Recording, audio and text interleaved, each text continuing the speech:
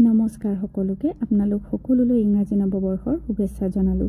এই বছৰটোৱে যাতে আপোনালোকৰ জীৱনলৈ সুখ সমৃদ্ধি কঢ়িয়াই আনক তাৰেই কামনা কৰিলোঁ।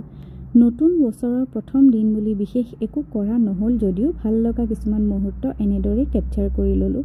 আপোনালোকে ক'বচোন কেনেকুৱা লাগিছে।